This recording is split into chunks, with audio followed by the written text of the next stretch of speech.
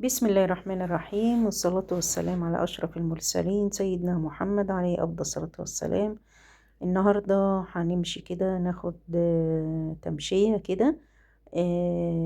نتكلم مع بعض كده في حاجات مهمة جدا. آه، طبعا احنا دلوقتي خلاص موسم الشتاء وداخلين على الصيف، وزي ما انتوا شايفين الأيام بتجري بتجري. يعني الواحد يعني حوالينا والدنيا كل حاجة بتجري من حوالينا، واليوم نفسه بيجري وكله بيعدي من عمرنا. فاحنا دلوقتي عايزين نتكلم في التغيير يا جماعة. مطلوب جدا جدا. الواحد لما بيبقى يكون نفسيا مضغوط من شغل البيت لضغوط الحياة نفسها، بتحتاج من الوقت للتاني ان احنا نغير جو. تغيير الجو دوت بجد بجد بيفصل تماما، بيخلي الواحد كده يطلع من طاقة سلبية لطاقة إيجابية. ففي ناس كتيرة بتبقى مضغوطة من الشغل وما بتحبش تغير من نمط الحياة، وبالتالي بيجي عليها وقت تبقى نفسيا مضغوطة وملهاش نفس حتى للشغل، ملهاش نفس حتى ان هي تمارس مهام بيتها او حاجات من دي. فايه الداعي ان احنا من الوقت للتاني نفصل من الشغل ونفصل من البيت وان احنا نغير طبعا جو. التغيير مطلوب جدا جدا. زي ما انتوا شايفين طبعا.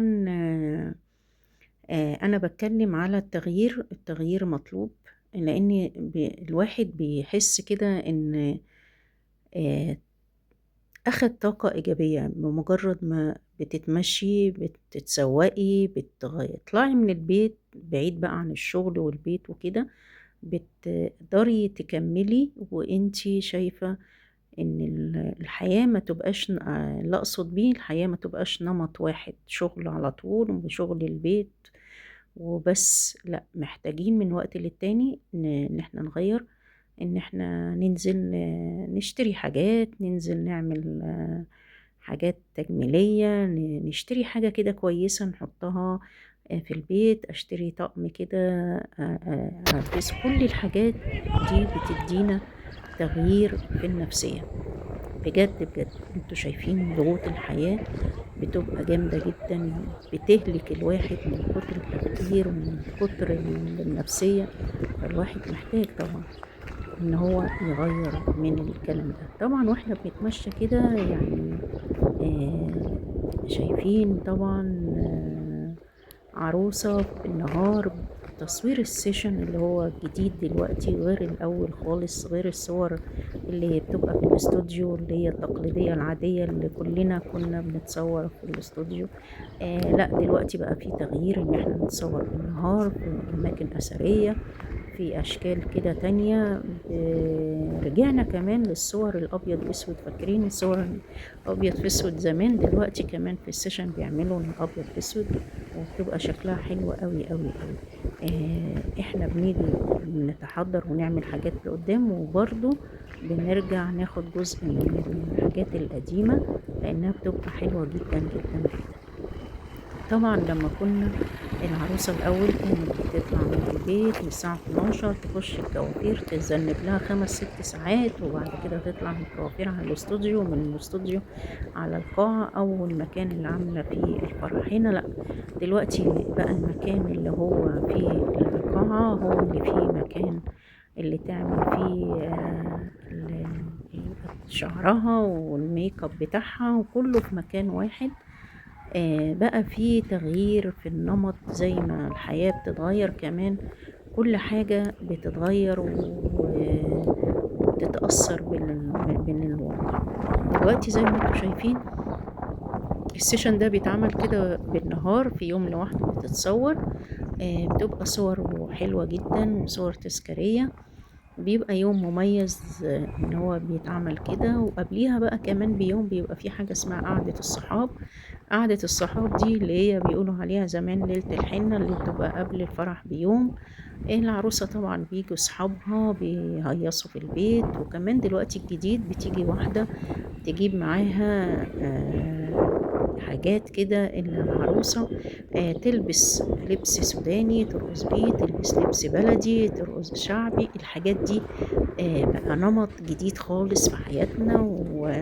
وبتبقى قعدة الصحاب إن هي بيبقوا بنات، كلهم بنات بس فقط لا غير. بتبقى حفلة كده في البيت قبل الفرح، وده بيبقى الجديد غير الأول. كانوا لما يكون في فرح كده يقعدوا بقى إيه يشغلوا كاسيت وخلاص. لأ دلوقتي الحاجات دي اتغيرت خالص، وبقى في حاجات جديدة جدا غير الأول خالص. طبعا كل حاجة كويسة، بس أنا عايزة أتكلم في حاجات بتبقى مبهرجة قوي قوي، وحاجات بتبقى اوفر جدا جدا جدا، لأن دلوقتي الحاجة غالية. فالعروسة دلوقتي بيبصوا لبعض ان هي غيرت في الفرح لبست فستانين، فانا كمان عايزة اأجر فستانين. طبعا دلوقتي قليل جدا جدا 1% العروسة ان هي تفصل لنفسها فستان ليلة العمر زي ما بيقولوا. لا دلوقتي تأجير الفستان، وبيبقى فيه تأجير فستان أول مرة، بمعنى إن هي أول مرة هي تلبسه بيبقى بتمن، وده تمن غالي جدا.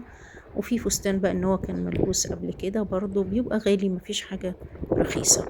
وبالتالي بتتشبث إن هي تغير فستانين علشان خاطر صاحبتها عملت كده.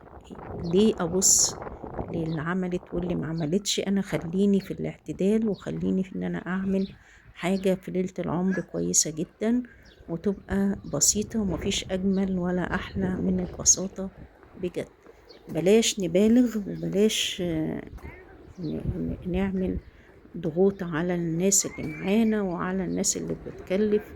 الحاجة بتبقى غالية، خلينا في الاعتدال دايما، وخلينا نبص لأنفسنا ما نبصش لغيرنا، لأن ده بيبقى مشكلة كبيرة جدا جدا لما الواحد يبص لحد غيره وعايز يقلده، وده مش طبع كويس.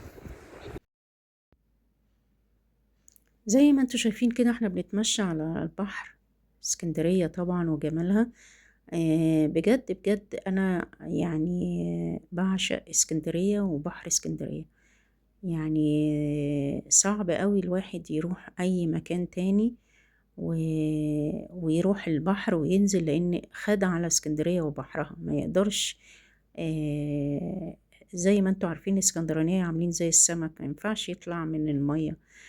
بس عامة الشواطئ بتبقى كتير وحلوة، بس اسكندرية ليها طابع خاص، والواحد بيحس ان دي مكانه ده، بينزل بكل اريحية وبيبقى مطمن ان هو مبسوط في المكان اللي هو مرتاح فيه. غير بقى اي شواطئ تانية بتبقى مزدحمة جدا جدا جدا، وبجد بتبقى صعب يعني مليئة بالناس وبتبقى مش حلوة. المكان الهادي ده أحسن من أي مكان تاني، يعني الواحد بيحس فيه براحة كده نفسية، وما بيبقاش فيه زحمة، وفي أمان. أهم حاجة في أمان، مفيش حد ممكن يضايقك وانتي موجودة في المية، أو ممكن وانتي قاعدة على البحر. لا بالعكس، بتبقى حاجة كويسة.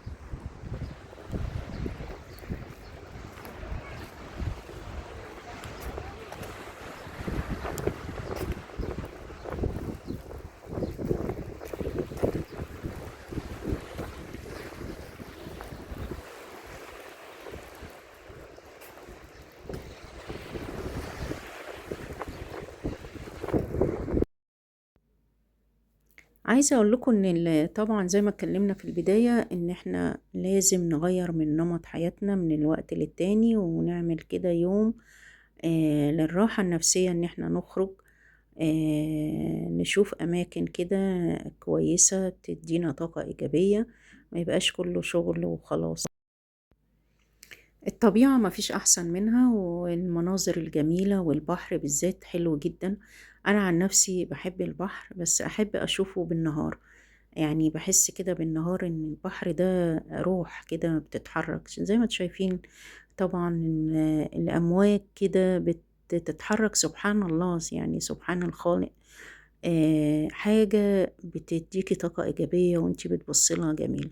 العكس بقى إن البحر بالليل أنا ما باحبش أبُص للبحر وبالليل، يعني مش عارفة ليه بينتابني كده خوف من البحر لمّا تكون الدنيا ضلمة. أحلى وقت للبحر وقت الغروب، جميل جدًا.